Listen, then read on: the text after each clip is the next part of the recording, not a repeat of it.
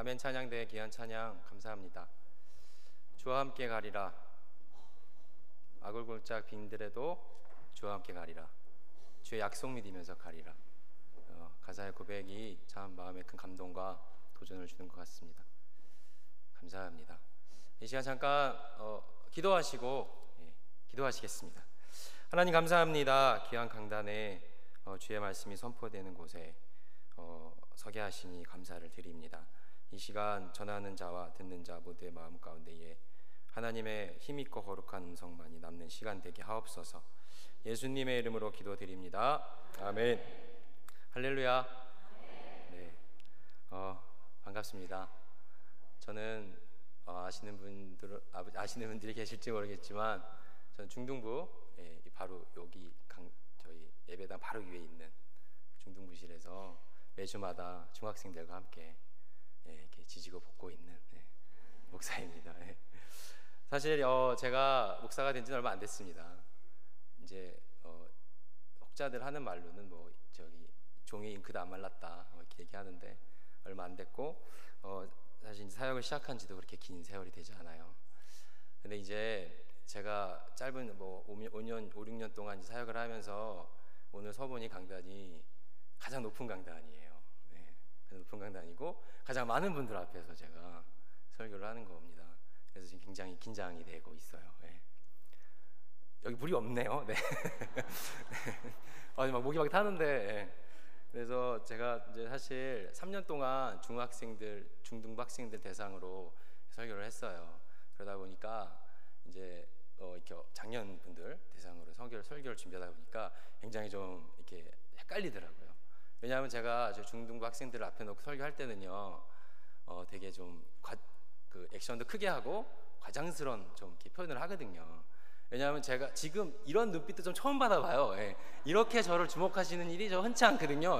제가 딱 올라가면은 학생들은 일단 제가 딱 서자마자 고개가 딱 숙여지면서 저한테 인사를 하죠.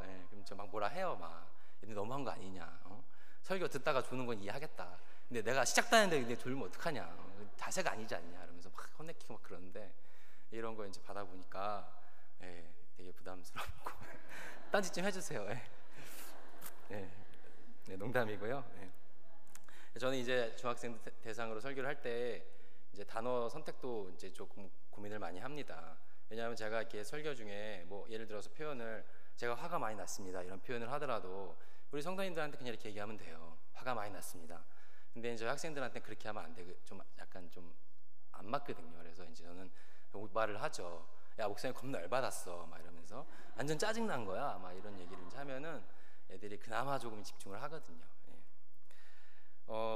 방금 말씀드렸다시피 저는 중등부 목사지만 또 이제 중등부 교회에서는 중등부 목사지만 교회 밖을 나가서 이제 학교에 가서 할 때는 이제 학생입니다. 대학원 학생이고 학생으로서 물론 목사의 이 신분이 바뀌는 건 아니지만 그곳에서는 또 제가 해야 될 역할들이 또 있어요. 교수님 조교를 제가 또 하고 있거든요. 그래서 교수님 조교로 제가 또 불리기도 하고 또 제가 또 가정에 가면은 이제 아들임과 동시에 또 이제 누나의 동생이자 또 매형의 처남이자 여러 가지 호칭으로 제가 이렇게 불리죠. 사실 저뿐이 아니라 성도님들도 교회에서는 집사님, 뭐 장로님, 권사님이시지만 교회 밖을 나가시면 다른 호칭으로 불리시잖아요. 뭐 직장에 가셔서는 뭐 대리가 될 수도 있고 과장이 될 수도 있고 부장이 사장이 될 수도 있고 뭐 여러 가지 호칭으로 저희가 불립니다. 옛날에 이런 노래가 있었어요. 다들 아시겠지만 한 번쯤은 다 들어보셨던 노래일 겁니다. 이런 노래죠. 내 동생 곱슬머리 개구장이 내 동생 이름은 하나인데 별명은 서너 개. 엄마가 부르실 땐 뭐죠? 꿀돼지. 아빠가 부르실 땐 두꺼비. 잘 모르시네요. 누나가 부를 때는 왕자님. 엄마 어떤 게 진짜인지 몰라 이렇게 하는 노래죠. 사실 저희가 다 이름이 있습니다. 그죠? 이름에는 다 중요한 의미를 담고 있어요. 저도 정민식이라는 이름인데 이제 제 나름대로 나라정 백성민 심을시켜서 하나님 나라의 백성을 싣는 사람이 되자라고 제 스스로 제 이름에다가 의미를 부여했습니다. 그리고 이렇게 저희는 이름이 중요하기 때문에 누구에게나 다 이름을 지을 때는 고민을 많이 하잖아요. 우리가 손자가 태어났다든가 내 아들이 태어났다든가 딸이 태어났다든가 하면은 고민을 해요. 이름을 어떻게 지을까? 어떻게 지금 이 아이한테 평생 지니고 살 것인데 의미 있는 이름이 될 수 있을까? 고민을 한단 말이에요. 근데 이제 이름에는 참 중요한 의미가 있어요. 근데 과거에 이제 어르신들 같은 경우에는 되게 막 장명소 가서 이름을 짓는다거나 아니면 막 미신적인 의미를 가져서 이름을 짓는 경우가 많이 있었잖아요. 실제로 이제 저희 이제 제가 시골에서 살았었어요. 어렸을 때 완전 시골이었어요. 그 동네에서는 이제 저희 할머니께서 옆집에 사는 형 이름을 개똥이라고 불렀어요. 네. 진짜로 개똥이라고 불렀어요. 저한테 그런 심부름 자주 시키셨었거든요. 민식아, 개똥이 형네 가서 소금 좀 받아와, 막 이런 거 하셨거든요. 저는 그 형 이름이 진짜 개똥인 줄 알았어요. 근데 아시겠지만 진짜 이름이 개똥이가 아니라 진짜 이름 따로 있는데 귀한 아들인 거예요. 이 아들이. 그러니까 귀신이 들으면 안 된다, 진짜 이름을. 그래서 이제 개똥이라는 험한 이름으로 이제 부르고 사실 진짜 이름 따로 있는 그런 경우도 사실 있었어요, 많이. 중요한 것은 사람 이름에는 다 이렇게 중요한 의미가 있다는 거예요. 다 나름대로의 깊은 의미들을 다 담는다는 거죠. 아시겠지만 성경에도 많은 이름들이 나와요. 그죠? 성경에도 많은 이름들이 등장합니다. 이제 성경의 인물들도 사실은 방금 부른 노래처럼 이름이 많지만 그 이름만으로 불리진 않았어요. 아시겠지만 요셉이라는 인물 다 아시죠? 요셉의 이름은 요셉이지만 요셉이 애굽의 총리가 됐을 때 애굽 사람들은 요셉을 사브낫 바네아라는 호칭으로 불렀었어요.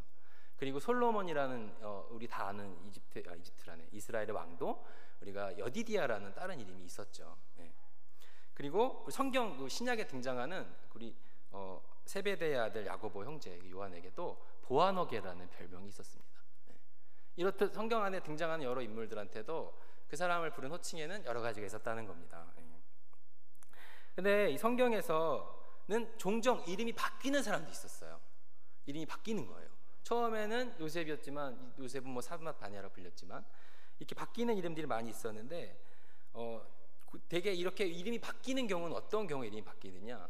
보통 하나님을 만난다거나 아니면 예수님을 만난다거나 뭔가 이렇게 천사를 통해서 이렇게 어떤 영적인 체험, 어떤 신비한 체험을 통해서 이름이 바뀌는 거예요. 그런 경우가 많았어요. 뭐 다들 아시겠지만 대표적으로는 아브라함이 있죠. 아브라함은 아브라함으로 이름이 바뀌었습니다.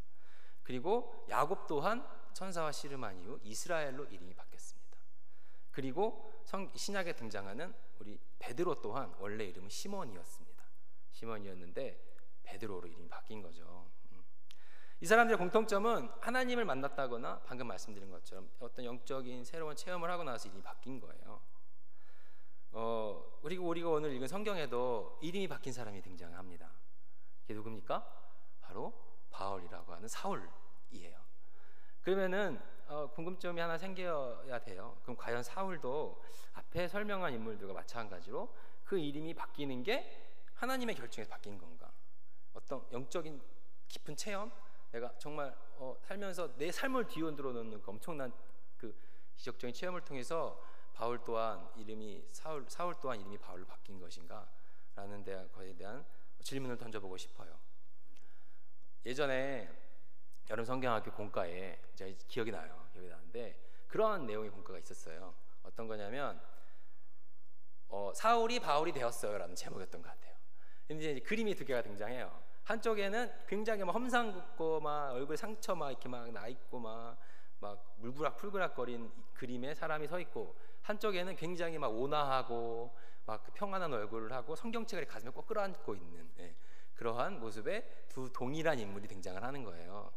근데 이제 내용이 뭐겠어요?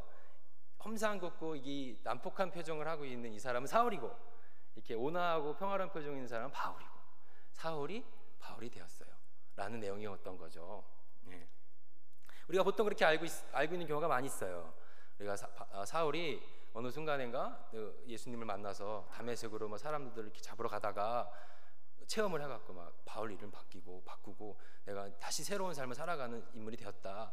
뭐 그래갖고 뭐 사울은 큰 자란 뜻이고 뭐 바울은 작은 자란 뜻이고, 그렇게 해서 뭐 그 인생이 갑자기 바뀌었다, 겸손한 자로 살았다, 이런 등등등 그러한 얘기들을 많이 해요. 근데 과연 정말 그런가요?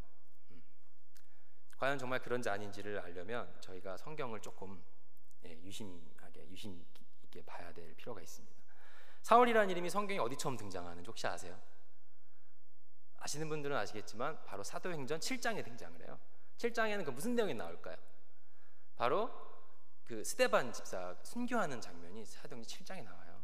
거기에서 돌로 칠 때, 사형을 할 때 스데반 그 집사를 이제 돌로 칠 때 그 옆에서 겉옷을 맡아주던 사람으로 사울이라는 이름이 처음 등장하거든요. 그리고 나서 이제 사울이라는 이름이 9장에 또 등장을 합니다. 사도행전 9장. 9장에 무슨 내용이 등장해요? 우리가 다 아는 내용이에요. 이제 사울이 다메섹으로 가는 길에서 이제 예수 믿는 자들 이제 핍박하러 가는 길에서 이제 예수님 만나는 거예요. 그래갖고 이제 회심하는 거죠. 이 사울의 회심을 기독교 역사에서 엄청난 사건이라고 얘기를 해요. 왜 그런지 아시죠? 사울의 회심을 통해서 그 복음의 물결이 소아시아와 유럽으로 번져나갔고, 그렇게 번져나간 복음의 그 물결이 신대륙으로 건너와서 사실은 그 복음의 불길이 지금 우리에게까지 왔다고 봐도 과언은 사실 아닌 거거든요. 사울의 회심이 없었다면 온 유럽과 소아시아로 복음이 전하여지는, 물론 하나님께서 다른 사람을 통해 일하셨겠지만 사울이 그 일을 통해 쓰임 받은 거잖아요. 놀라운 일을 한 거죠. 대단한 사건이에요. 그런데 재미있는 거는 사도행전 9장에서 사울이라는 이름이 등장했으면, 방금 말씀드린 공과대로라면 사실은 사울은 여기에서 바울이 됐어야 됩니다. 예수님 만났으니까. 그죠? 그런데 성경을 자세히 보면요, 그렇지 않아요. 자세히 보면 사도행전 12장에도 사울이라는 이름이 등장해요. 12장에도 바나바와 사울이 부조하는 일을 마치고 라고 등장을 합니다. 그리고 사도행전 13장에도 사울이라는 이름이 등장해요. 13장은 안디옥 교회에 속해 있던 사람들 중에 그 안디옥 교회의 지도자들을 소개하는 아주 중요한 내용이 처음에 시작이 되거든요. 거기에도 당당하게 사울은 자신의 이름이 사울이라고 기록이 됩니다. 안디옥 교회에 선지자와 교사들이 있으니 곧 바나바와 니게리라 하는 시므온과 구르네 사람 루기오 분봉과 헤롯의 젖동생 마나인과 미 사울이라 라고 등장을 하는 거예요. 그러면은 사울은 우리가 익숙하게 알고 있는 바울로서 언제부터 불리게 되었느냐? 그럼 사울은 언제쯤 자신의 이름이 사울을 버리고 바울이라고 불리게 되었느냐? 또 왜 그렇게 되었는지에 대해서 저희가 한 번쯤 생각을 해볼 필요가 있습니다. 바로 우리가 오늘 읽은 성경 본문 사도행전 13장 9절에 바로 바울이라는 이름이 처음 등장합니다. 13장 9절 한번 볼까요? 자, 13장 9절 한번 저희 한 목소리 읽어볼까요? 자, 시작. 바울이라고 하는 사울이 성령이 충만하여 그를 주목하고. 바울이라고 하는 사울, 바로 여기에서 바울이라는 이름이 처음 등장하는 거예요. 그렇다면 오늘 본문은 어떤 내용의 시작입니까? 사도행전 13장, 오늘 본문은 바울이 드디어 처음 떠나는 선교 여행의 그 시작을 이야기합니다. 바울 하면 떠오르는 게 뭐예요? 선교잖아요. 바울이 사도행전 3번에 걸쳐 선교 여행을 떠나요. 그 첫 번째 선교 여행을 떠나는 이 시점에서 성경은 사울을 사울이라고 말하지 않고 바울이라고 얘기를 하고 있는 겁니다. 방금 말씀드렸듯이 온 세계의 열방 땅끝까지 복음을 전하겠다고 나섰던 그 열정이 너무나도 넘쳐서 쫓아갈 사람이 없었던, 목숨조차 아까워하지 않았던 피 끓는 그 바울의 뜨거운 선교의 꿈이 바로 오늘 이곳에서 처음 시작이 되고 있습니다. 바로 이곳에서 성경은 사울을 더 이상 사울이라고 말하고 있지 않아요. 바로 바울이라고 하는 사울이라고 그 정체성을 이야기하는 거죠. 우리가 생각을 해봐야 돼요. 사실 이게 되게 별거 아닌 것 같잖아요. 근데 그 시절에 이제 지리적 상황을 제가 생각을 해본다면 그 시절에 그 지중해 패권을 장악하고 있던 나라는 로마였어요. 로마였는데 먼저 이스라엘 로마의 속국이었죠. 그런데 로마 사람들의 지배를 받던 그 시절 그 지중해 지역의 사람들은 로마 말을 쓰는 게 굉장히 익숙했던 거예요. 근데 이 사울이라는 이 이름의 발음은 사실 이스라엘 히브리식의 이름인 건데, 사울은 아무렇지도 않게 이제 자신의 선교행을 떠나는 그 첫 걸음에 있어서 모든 사람들이 사울이라고 자기 이름을 부르는 것에 대해서 조금 어색하고 불편할 수 있다는 것을 생각했는지 안 했는지는 모르겠지만, 이제 그 시절에 좀 더 선교의 도구로서 본인이 잘 쓰임받기 위해서 바울이라고 자신의 정체성을 얘기를 하고 있는 겁니다. 뭐 비유가 적절할지 모르겠지만 생각을 해보면은 저희 나라도 일본의 속국이었잖아요. 굳이 우리나라로 따져서 얘기한다면 이 사도 바울 우리나라 사람이었으면 자신이 이제 성교를 하기 위해서 일본 말 이름으로 자기 이름을 바꿨다고 생각해도 뭐 무방하지 않을까 생각을 해보는 거죠. 대단한 겁니다. 바울은 그렇게 자신의 이름을 사울이라 하지 않고 바울이라고 얘기를 하는 거예요. 그렇게 얘기함이, 그렇게 자신의 정체성을 바꾸는 것이 바로 이것이 바울의 위대함이 아닙니까?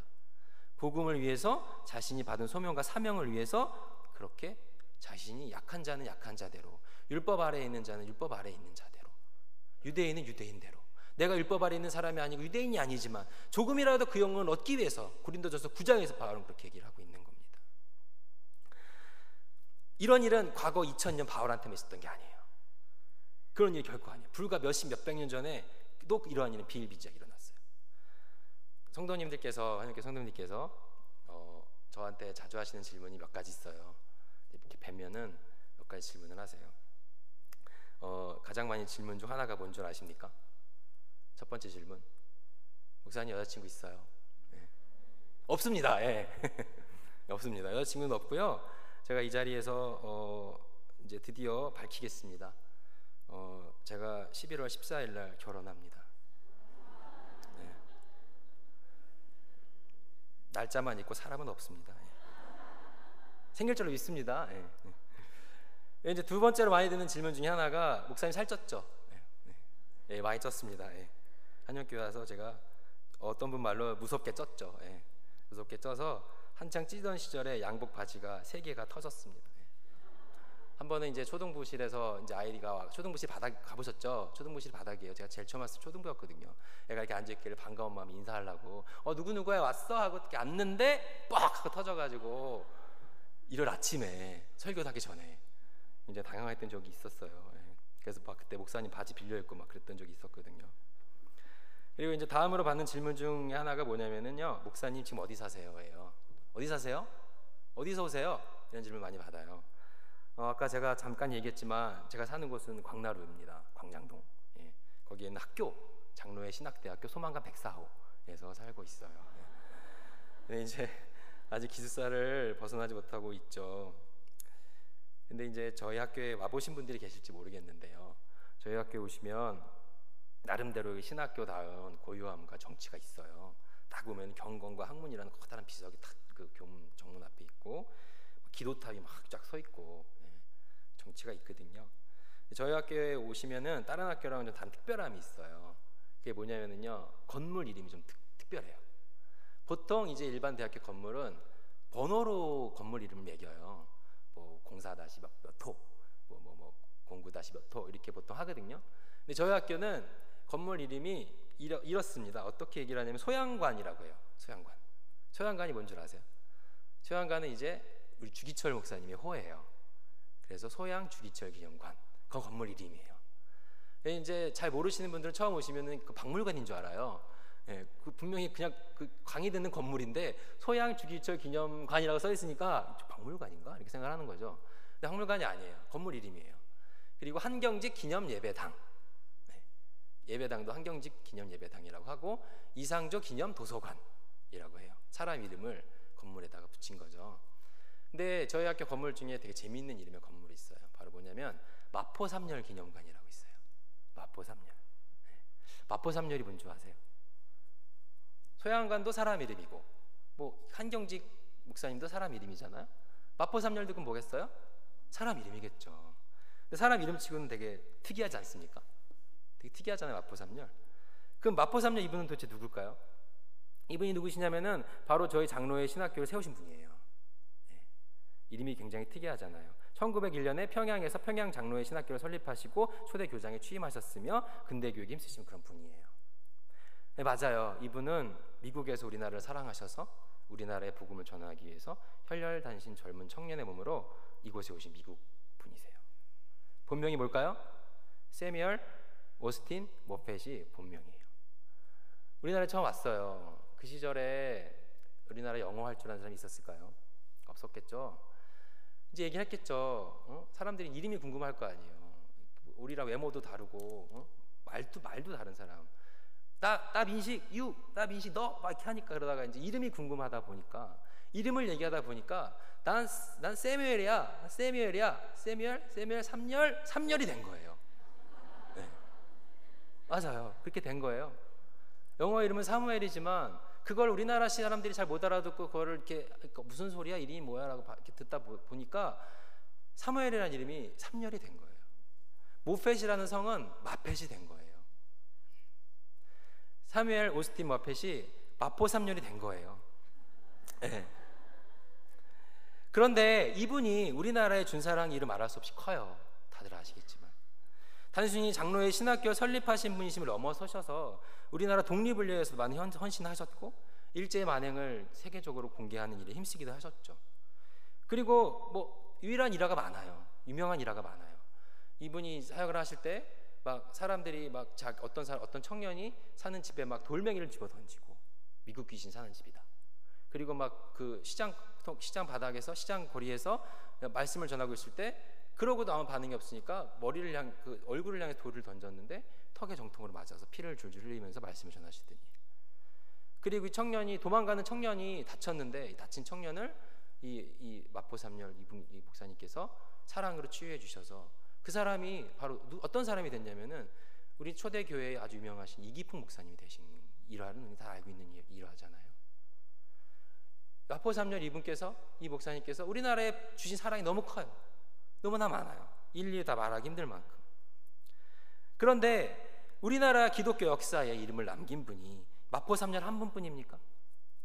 곽알련이라는 분도 계세요. 미국 이름은 클락 알렌이에요. 원두라는 분도 계세요. 미국 이름은 언더우드예요. 이것이 다 우리나라식으로 이름이 바뀐 거예요. 이분들의 이름이 모두 한국의 복음을 전하기 위해서 그들이 편한 이름으로, 우리들이 부르기 편한 이름으로 이렇게 이름을 바꿔 만들다가 생긴 이름들이에요. 마포삼열, 곽안련, 그리고 원두. 한국의 복음의 씨앗을 뿌리신 훌륭한 성견님들이 다 이런 거죠. 아마도 바울도 이렇지 않았을까 싶은 겁니다. 바울도 이방인 선교를 위해서 자신의 이름조차 그 사람들이 부르기 편한 이름을 바꿔 부르면서 이방인들한테 복음을 증거한 최초의 이방인을 향한 선교사 바울. 이 바울이 바로 그렇게 자신의 이름을 바꿔가면서 선교의 열정을 쏟은 거죠. 이 바울이라고 하는 이 바울은 갈라디아서 6장에서 이런 말을 합니다. 갈라디아서 6장 17절에 이런 바울의 고백이 담겨 있습니다. 내가 내 몸에 예수의 흔적을 지니고 있노라. 이게 무슨 말씀입니까? 내 몸에 예수의 흔적을 지니고 있다. 이게 무슨 말씀입니까? 바울이 일생 동안 예수님 말씀 전하면서 증거하면서 쏟은 열정 가운데에 구타의 흔적, 돌에 맞은 흔적, 태용으로 남은 상처들, 죽음의 고비를 수없이 넘으면서 생사의 길에서 얻은 상처들, 그런 것들이 자신의 몸에 남아있음을 말하고 있는 거 아닙니까? 그런데 당당하게 그런 것들 예수의 흔적이라고 자랑스럽게 얘기를 합니다. 그렇지만 저는 그 바울의 어떤 흔적보다도, 어떤 상처가 남긴 그런 흔적보다도 이 바울이 이름에 남긴 흔적, 바울이라고 하는 사울, 이 이름으로 남긴 그 흔적, 이방인을 향한 복음의 증거의 사도로 부름받아 받아서 자신이 익숙하던 이름 사울을 버리고 예수님을 모르는 자, 주의 이름을 전하기 힘쓰는 동안 익숙하고도 얻어진 그런 바울이라는 이름으로 사람들한테 다가서기 위해 했던 이 계명의 흔적들, 저는 이것이 바울이 남긴 흔적 가운데 가장 마음에 큰 감동과 도전을 준 흔적이 아닌가 생각을 합니다. 이거는 저희가 그런 얘기 많이 하잖아요. 뭐 영적인 체험, 한 번에 예수님 만나는 체험 중요해요. 우리가 또 학생들한테 특별히 또 그게 더 중요할 수 있어요. 근데 그것보다는 우리가 어느 한순간 은혜 받고 그냥 내가 너무 좋았고 막 너무 행복했고 그거 아니라 그거를 넘어서서 우리가 삶 가운데에서 나타날 수 있는 예수님의 흔적들. 바울이 사울이 된 것은 다메섹 도상에서 한 번 예수님 만난 이후에 이름을 바꾼 이후 자신이 바울이 된 게 아니라 그 삶을 통해서 이방인에 향한 선교의 열정을 불태우다가 자신의 삶 가운데 나타난 그런 흔적이었던 겁니다. 이러한 흔적이 바로 우리들의 삶 가운데 남겨져야 될 줄을 믿습니다. 아멘입니까? 저는 늘 고민합니다. 그러면은 우리는 어떤 흔적을 남겨야 되나? 삶 가운데에서 내가 만나는 우리 중등부 학생들에게, 또 내가 속해 있는 그 자리에서 어떠한 예수님의 흔적들을 남기며 살아야 되나에 대한 고민을 하는 거죠. 제가 중등부에서도 자주 했던 얘기인데요. 이거는요. 제가 종종 이제 학교에서 목사님, 전도사님들을 만날 때 인사를 해요. 저는 한역교회 중등부 목사예요. 저는 무슨 교회 고등부 목사예요. 이렇게 인사를 하잖아요. 그 이제 가끔 가다가 같은 부서, 예를 들어 중등부, 중고등부나 만날 때가 있어요. 중등부 목사예요. 저도 중등부 목사예요. 그러면 이제 저희는 서로 악수를 하면서 눈빛으로 얘기를 해요. 아무 말도 하지 않지만 저희 눈빛으로 서로 통하고 있어요. 많이 힘들죠. 네. 애들이 설교는 들어요. 네. 모든 교회 학교의 사역이 힘들지만 특히 이 중학생 아이들이 어려운 이유는 아이들의 마음을 종잡을 수가 없어요. 어린애도 아니고 어느 정도 철든 고등학생도 아니고 공감대를 형성하는 게 쉬운 일이 아니죠. 참 재미있는 일이 많아요. 아까도 말씀드렸지만 우리 학생들이랑 우리 올 초에 이제 성경고사 대회를 나갔는데 공부를 해야 되잖아요. 애들 아무것도 모르니까 공부 시켜야 되잖아요. 마태복음이 시험범위였어요. 애들이 그 어떤 성경 지식 수준이 상상을 초월합니다. 진짜 대단해요. 어떻게 저런 상상력이 나오지? 너무 놀랐습니다. 마태복음 1장 1절 딱 읽었어요. 아브라함과 다윗의 자손 예수 그리스도의 계보라. 얘들아, 마태복음 1장 1장이야. 봐봐. 같이 읽자. 아브라함과 다윗의 자손 예수 그리스도의 계보라. 갑자기 목사님, 전사님 질문 있어요. 그땐 전도사였으니. 질문 있어요? 그럼 뭔데? 질문해봐. 그랬더니 얘가 갑자기 그러는 거예요. 아니 그럼 아브라함과 다윗의 자손 예수 그리스도의 계보면요, 아브라함과 다윗 중에 누가 엄마가 누가 아빠예요? 이런 놀라운 질문을 해요. 그래서 내가 농담하나? 표정을 이거 농담인가? 이거 진담인가? 애 표정을 보니까 너무 진지해요. 자기는 막 출생의 비밀을 너무 궁금해하는 거예요 지금 막. 그래서 설명 막 해줬죠. 그건 그게 아니라 저쪽 이리저리서 아브라함 누구 다윗 설명해줘. 그러면 이해를 하죠. 그런 거예요. 되게 또 있어요. 한 번은 성경 스피드 퀴즈를 했어요. 뭐 스피드 퀴즈 뭔지 아시죠? 네, 제시어를 딱 띄워주면은 한 사람 설명을 한 사람 맞추는 거예요. 제시어가 뭐가 나왔냐면 삼손이 나왔어요. 삼손 딱 떴어요. 설명하는 이 학생이 삼손을 딱 보는 순간 되게 익숙한 이름이잖아요. 삼손. 되게 익숙한데 설명을 못 하겠는 거예요. 그니 갑자기 얘가 어떻게 설명을 하냐면은 손이 세 개 한 거예요. 그러니까 맞추는 학생이 그걸 가만히 보다가 닭발? 예, 손이 세 개. 이렇게 했으면 닭발 안 했을 텐데 이렇게 해가지고 닭발?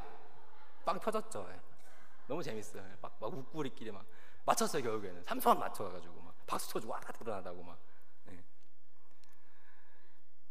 재미있는 일들이 많아요. 저는 이런 아이들의 모습이 참 사랑스럽고 좋습니다. 중등부 사역이 물론 모든 부서 사역이 힘들지만 중등부 사역이 그래도 보람되고 의미 있는 이유는 중학생들은 보면요, 아이들이 성장하는 모습이 보여요.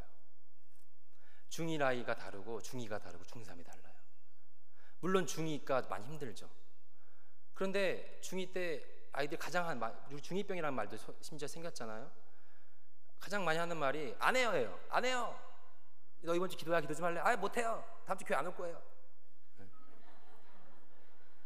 근데 이 학생이요, 중3이 되면서 전도를 막 10명씩 해요. 자기가 알아서 막 기도를 해요. 밥 먹을 때. 야, 우리 기도하고 밥 먹자. 그런 학생들이 고등학생이 되면서는 오히려 막 교회를 걱정해요. 그런 모습을 보면서 성장의 흔적을 보는 거죠. 단지 그냥 성장하는 것이 즐거운 것이 아니라 그런 성장의 흔적 가운데에서 예수님의 흔적을 보는 거예요. 이 아들의 마음 가운데 예수님이 살아있구나. 이 아이들이 아무것도 모르는 것 같은데 예수님의 흔적을 지니고 있구나. 이런 것들을 얘들이 마음속에 품고 있구나. 그러면서 고민을 하는 거예요.